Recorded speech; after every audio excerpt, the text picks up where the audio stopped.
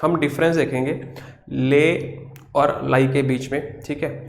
काफ़ी important verb है, ले, लाई, लेन, लेड, इन सब में क्या डिफरेंसेस है, और इसके बेसिस पे काफ़ी क्वेश्चंस आते हैं और हर एग्जाम में क्वेश्चन आता है, ठीक है, चाहे वो बैंकिंग है, इवन कि इसके यूसेजेस पे कैट लेवल पे भी क्वेश्चन आया हुआ है, क्योंकि कंफ्यूजिंग बहुत है, ठीक है। तो ध्यान से समझना, छोटे छोटे 2 वर्ड्स हैं, 2 वर्ब्स हम करेंगे, तो बहुत ही प्यारा टॉपिक है। हमने डिफरेंस देखना है ले और लेन वर्ब में, ठीक है। उससे पहले मैं आपको एक सेंटेंस दूंगा, तो आपने मुझे बताना है कि जो वो सेंटेंस लिखा हुआ है वो सेंटेंस सही है या गलत है। अभी तक कोई डाउट है तो आप पूछ सकते हैं। चलो, कोई डाउट नहीं है, ठीक। जैसे मैंने यहाँ पे सेंटेंस लिख लिया, ले द फोन डाउन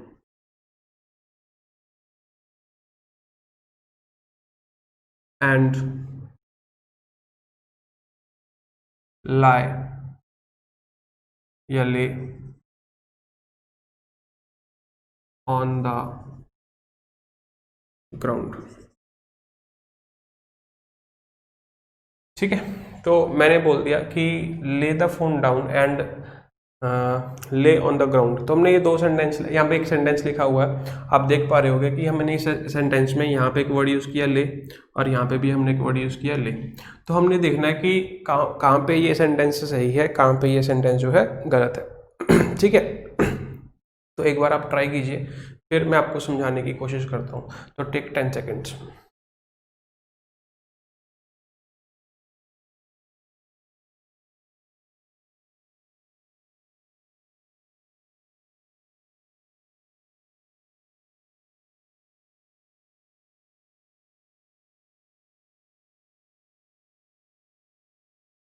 चलो, अब आई होप आपने ट्राई किया होगा, ठीक है। इस वर्ब को, इसको समझाने से पहले मैं आपको एक वर्ब समझा देता हूँ, ठीक है, जो हमने पढ़नी है, दैट इज ले, ठीक है। एक ये वर्ड है ले, और ले के साथ साथ एक वर्ड और भी होता है जिसको हम कहते हैं लाई, ठीक है। इस वर्ब की जो सेकंड फॉर्म होती है इसको हम कहते हैं लेड, इसकी जो थर्ड फॉर्म होती है इसको भी हम कहते हैं लेड, इसकी जो सेकंड फॉर्म होती है इसको हम कहते हैं ले, और इसकी जो थर्ड फॉर्म होती है इसको हम कहते हैं लेन। दिख रहा है? अब ये 2 वर्ब्स हैं, 2 वर्ड्स हैं ये वाले, एक है ले, एक है लाई, ठीक है। अब इन दोनों में डिफरेंस देखना है, कहाँ पे ये यूज करेंगे, कहाँ पे ये यूज करेंगे। सबसे पहले आप ये देख लीजिए कि दोनों में डिफरेंस होता है, वो क्या डिफरेंस होता है। ये वाली जो वर्ब होती है ये होती है ट्रांजिटिव वर्ब, और ये वाली जो वर्ब होती है ये होती है इनट्रांजिटिव वर्ब। सबसे बड़ा डिफरेंस तो यही है। अगर आपको ये बात समझ आ गई कि कौन से ट्रांजिटिव है, कौन से इनट्रांजिटिव है, तो आप काफी कुछ कर सकते हैं। ले का मतलब रखना होता है, हाँ बिल्कुल सही। हम हिंदी, अगर देखो, अब इस वर्ब की आप अगर हिंदी में जाओगे तो ये सेंटेंस कभी सॉल्व नहीं कर पाओगे। तो वोकैबुलरी का जो मीनिंग होता है, वोकैबुलरी लर्न करने का मीनिंग ये होता है कि आप किसी वर्ड का पैटर्न समझिए कि उस वर्ड के साथ क्या यूज करेंगे, ठीक है। अगर आपको उस वर्ड का पैटर्न नहीं पता तो फिर आपको उस वर्ड की नॉलेज नहीं है, तो मतलब वोकैबुलरी की नॉलेज नहीं है, क्योंकि क्लोज टेस्ट में मार खा जाओगे, ठीक है। अब अगर आपको यही नहीं पता कि वेट है, वेट के साथ हमने ऑन कब यूज करना है, वेट के साथ हमने फॉर कब यूज करना है, वेट के साथ हमने इन कब यूज करना है। अब वेट सब मीनिंग तो सबको ही इंतजार करना है ना, क्या वेट इन का मतलब इंतजार करना नहीं है, उसका मतलब भी है। क्या इसका मतलब इंतजार करना नहीं है, उसका मतलब भी है। वेट फॉर का मतलब भी इंतजार करना है, लेकिन एक डिफरेंस है। क्या डिफरेंस है वो जानना इंपॉर्टेंट है। तो हिंदी वाले मीनिंग अब यहाँ पे जो है काम करने बंद कर गए अगर आप अच्छे लेवल के कॉम्पिटिटिव एग्जाम में जाते हैं, ठीक है। तो ये बहुत अच्छे पटवारी के एग्जाम में क्वेश्चन आया हो, तो बहुत अच्छे लेवल का आया हो तो क्वेश्चन। देखो मैं आपको बता देता हूँ कि कुछ बच्चे हैं वो सोचते हैं कि यार कुछ एग्जाम्स में इंग्लिश ना 5 नंबर की आती है, लेकिन वो 5 नंबर ही गेम घुमा देते हैं सारी। तो 5 नंबर ही डिसाइड करते हैं कि आप जो है टॉपर्स में आ रहे हैं या फिर आपकी सिलेक्शन हो रही है नहीं हो रही, क्योंकि बाकी सारे बच्चे उसको लाइटली लेते हैं।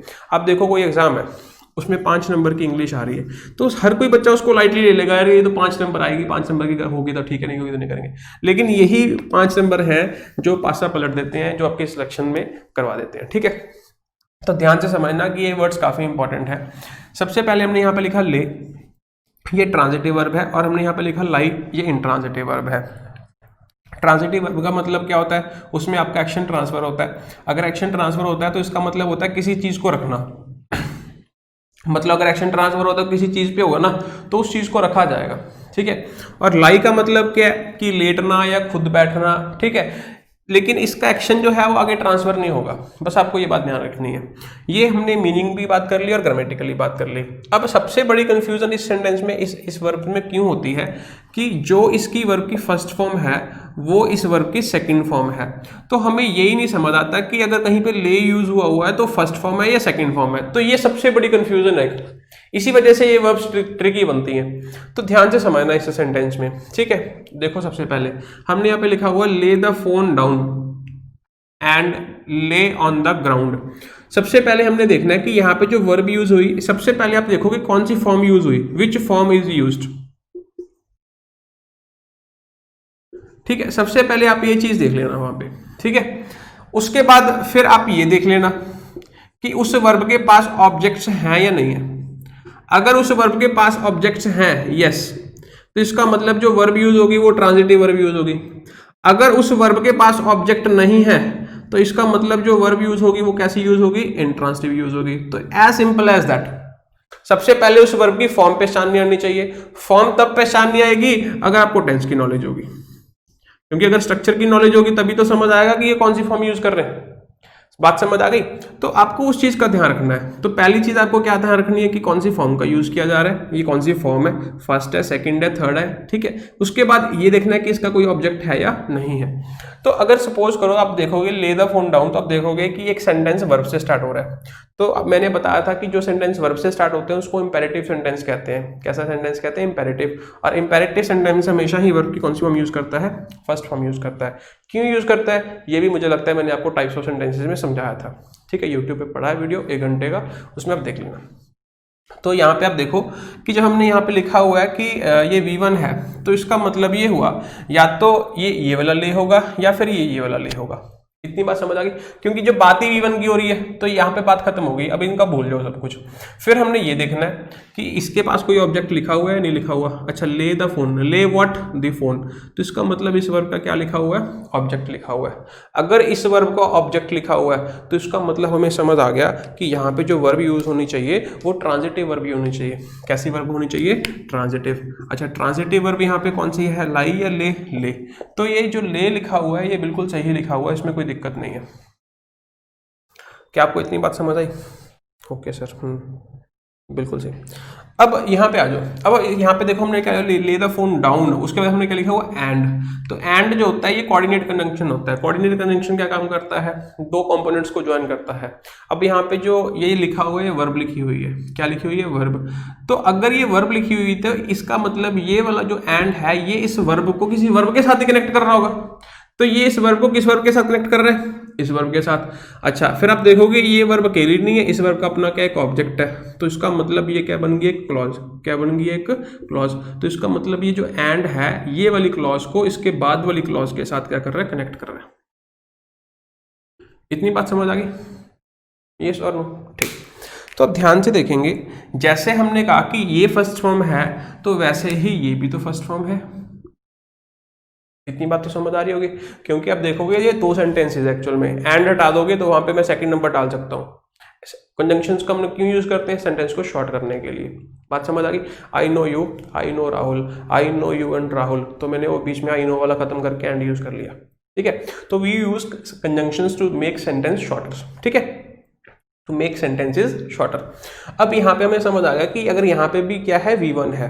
अच्छा, अगर यहाँ पे भी V1 है तो इसका मतलब या तो ये वाला होगा या फिर ये वाला होगा, या तो ये वाला आएगा या फिर ये वाला आएगा, ठीक है। वो डिसाइड करेगा कि ये वर्ब ट्रांजिटिव है या इंट्रांजिटिव है। तो हम देख पा रहे हैं कि यहाँ पे क्या लिखा हुआ, ऑन लिखा हुआ है। अच्छा, ऑन के बाद क्या लिखा हुआ है, द ग्राउंड लिखा हुआ है। तो इसका मतलब ये हुआ कि यहाँ पे जो ग्राउंड है वो यहाँ पे इस वर्ब का ऑब्जेक्ट नहीं बल्कि प्रेपोजिशन का ऑब्जेक्ट है, क्योंकि प्रेपोजिशन के अपने ऑब्जेक्ट्स होते हैं। तो इसका मतलब ये वाली जो वर्ब है इसके पास अपना कोई ऑब्जेक्ट नहीं है। अगर इस वर्ब के पास अपना कोई ऑब्जेक्ट नहीं है तो इसका मतलब ये वर्ब कैसी होनी चाहिए, यहाँ पे इंट्रांजिटिव वर्ब। अगर ये वर्ब यहाँ पे इंट्रांजिटिव है तो वर्ब कैसी है, इंट्रांजिटिव। तो इसका मतलब यहाँ पे जो फर्स्ट फॉर्म यूज होनी चाहिए वो कैसी होनी चाहिए, लाई। तो हमने यहाँ पे क्या लिखा है, ले, तो इसी वजह से गलत हो जाएगा और हमें यहाँ पे क्या लिखना पड़ेगा, लाई। क्या आपको मेरी बात समझ आई, यस और नो? जल्दी से बता दो, टाइम नहीं है इतना हमारे पास, हमने जंग जीतनी है अभी तो, ठीक है।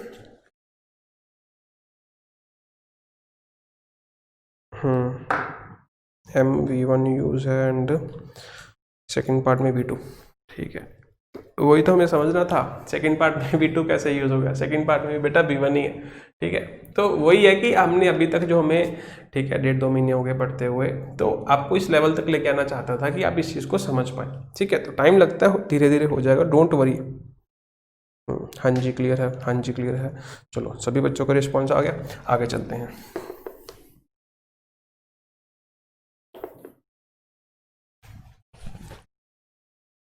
Next sentence,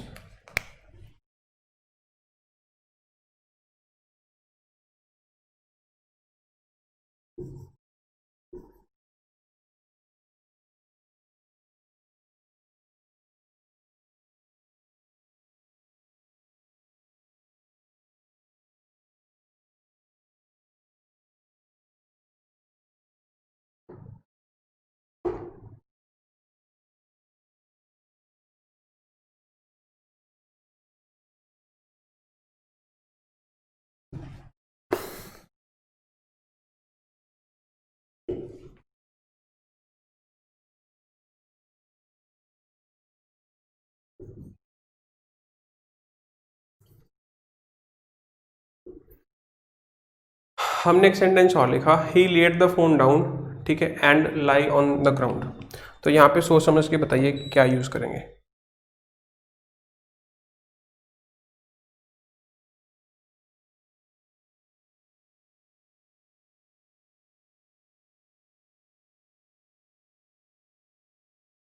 B fast.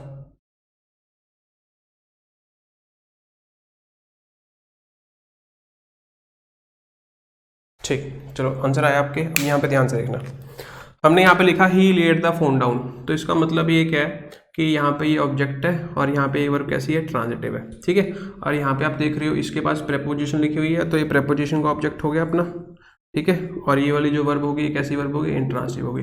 अब हम देख लेते हैं कि कौन सा टेंस है, मतलब कौन सी वर्ब है। ये लेड लिखा हुआ है, लेड यहाँ पे या तो ये वाली होगी या फिर ये वाली होगी, क्योंकि ट्रांजिटिव वर्ब है, ट्रांजिटिव वर्ब के ऑब्जेक्ट होने चाहिए, तो ये सही लिखा हुआ है यहाँ तक। अब ये लेड सेकंड है, थर्ड फॉर्म हो नहीं सकती, क्योंकि थर्ड फॉर्म परफेक्ट टेंस में यूज होती है और परफेक्ट टेंस हैज या हैव यूज करता है, ठीक है। तो हैज हैव लिखा नहीं हुआ, तो इसका मतलब वर्ब की कौन सी फॉर्म होगी, सेकंड फॉर्म होगी। तो इसका मतलब इस सेंटेंस का जो कंटेक्स्ट है वो कौन सा है, पास्ट, और इस सेंटेंस का जो कंटेक्स्ट था वो कौन सा था, प्रेजेंट। ये बातें हमें साथ साथ में समझ आनी चाहिए, ठीक है। तो आप देख रहे हो कि आपको वोकैबुलरी लर्न करने के लिए भी आपको ग्रामर आनी चाहिए। तो ग्रामर इज अ व्हीकल, ठीक है। तो एक व्हीकल है जिसके थ्रू आप ये चीज़ें सीखते हैं, तो इसके बिना दिक्कत हो सकती है काफ़ी। तो ये सेकंड फॉर्म हो गई, इसका ऑब्जेक्ट हो गया। अब आप देखोगे कि यहाँ पे जो लिखा हुआ है सेकंड फॉर्म, तो यहाँ पे भी तो वर्ब की कौन सी फॉर्म होगी, सेकंड फॉर्म होगी, क्योंकि पास्ट का कंटेक्स्ट है, तो वहाँ पे तो फर्स्ट फॉर्म लिख नहीं पाएंगे, ठीक है। क्यों लिख पाएंगे, टेंस में बहुत अच्छे तरीके से समझाया हुआ है। जब आपकी main verb, main clause past tense में होती है, तो आपकी जो कोऑर्डिनेट या सबऑर्डिनेट क्लॉज प्रेजेंट में नहीं जा सकती, ये आपको समझाया हुआ क्यों नहीं जा सकती, ठीक है। तो इसका मतलब ये भी वर्ब की कौन सी फॉर्म होगी, सेकंड फॉर्म होगी। अच्छा, ये वर्ब कौन सी फॉर्म चाहिए, ट्रांसिटिव या इंट्रांसिटिव, इंट्रांसिटिव। तो इंट्रांसिटिव में देखोगे आप कौन सी है, लाई है, ले है, लेन है। तो देखोगे सेकंड फॉर्म कौन सी है, ले। तो अब हमें यहाँ पे लाई को काट के क्या यूज करना पड़ेगा, ले। तो you cannot learn anything, learn का मतलब क्रैम एनीथिंग। यहाँ पे तो आपने ले को काट के लाई कर दिया, यहाँ पे लाई को काट के ले कर दिया। तो अगर आप इन चीजों में मतलब इनको याद करने की कोशिश करोगे तो कभी पॉसिबल ही नहीं है कि आप इसको कर पाओ, जब तक आपको बेसिक फंडामेंटल्स की नॉलेज नहीं है, ठीक है। सबसे पहले तो आपको ये पता होना चाहिए कि दो तरीके की वर्ब्स होती हैं, फिर आपको ये भी पता होना चाहिए कि यार यहाँ पे इसमें टेंस का भी चक्कर है, फिर आपको ये भी पता होना चाहिए कि ट्रांजिटिव वर्ब, इंट्रांसिटिव वर्ब क्या होती है। तो थोड़ी सी ट्रिकी वर्ब्स, इसी वजह से ट्रिकी वर्ब्स हैं, इसी वजह से एग्जाम में ज्यादा आती है। हाँ बिल्कुल सही कह रहे हैं। एक्सीलेंट, ठीक है। चलो फिर एक सेंटेंस और लिख लेते हैं, उसके बाद हम क्लास खत्म करेंगे, ठीक है। और इसकी जो एक्सरसाइज वगैरह होगी तो मैं आपको टेलीग्राम ग्रुप पे ले वर्ब की, ठीक है, 2-3 सेंटेंसेस आज भेज दूंगा, अब ट्राई करना बाद में।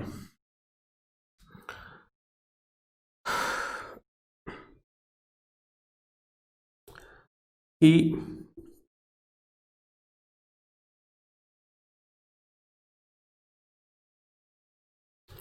लेन for a while and went, ठीक है। He lain for a while and went away, simple sentence लिखा है, बेसिक बच्चों वाला।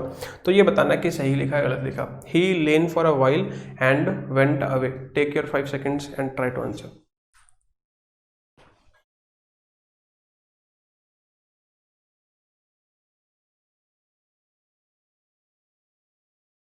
ठीक है, आई होप आपने ट्राई किया होगा। अब देखो, हमने यहाँ पे लिखा हुआ लेन, अब लेन के बाद अपने टाइम बताया हुआ है, ठीक है। फॉर अ वाइल का मतलब फॉर अ शॉर्ट ड्यूरेशन, ठीक है, ड्यू कोर्स का कुछ भी कह सकते हैं। और उसके बाद आपने यहाँ पे क्या लिखा हुआ इवेंट, तो इसका मतलब ये है कि हमें इससे पता चलेगा, क्योंकि ये तो कंफ्यूजिंग, अब इससे आप आइडिया नहीं लगा सकते, ठीक है। अगर दूसरा पार्ट है आपके पास समझने वाला, तो उससे आपको आइडिया होगा कि ये वर्ब की कौन सी फॉर्म है, सेकंड फॉर्म है, तो इसका मतलब ये जो कंटेक्स्ट चल रहा है, कौन सा चल रहा है, पास्ट, कौन सा चल रहा है, पास्ट। अब पास्ट में आप देखोगे यहाँ पे क्या यूज, अच्छा लाइक मतलब फिर हम ये देखेंगे कि ये ट्रांसटिव है या इंट्रांसटिव है, इंट्रांजिटिव है, क्योंकि इसके पास अपना कोई ऑब्जेक्ट तो है नहीं, ठीक है। तो इसके मतलब ये वाली वर्ब तो हम यूज कर नहीं पाएंगे, और ये वाली वर्ब तो यूज कर नहीं पाएंगे, और इंट्रांसटिव की फर्स्ट फॉर्म यूज नहीं कर पाएंगे। अब या तो सेकंड करनी पड़ेगी या थर्ड करनी पड़ेगी। अब देखोगे यहाँ पे कौन सी यूज हुई है, सेकंड, तो एंड से पहले यहाँ पे भी कौन सी फॉर्म यूज होगी, सेकंड। सेकंड फॉर्म यहाँ पे लेन है या ले है, ले, तो हमें यहाँ पे लेन को काट के अभी हमें यहाँ पे क्या करना पड़ेगा, ले, तो हमें यहाँ पे लिखना पड़ेगा ही ले for a while and went away. बात क्लियर होगी? तो आई होप आपको ये जो सेंटेंसेस है क्लियर हुए होंगे, और इसके बेसिस पे कुछ सेंटेंसेस जो हैं और भी ज़्यादा ट्रिकी हैं, वो हम नेक्स्ट पार्ट में डिस्कस करेंगे, जो कि कल है। Thank you, bye bye, take care.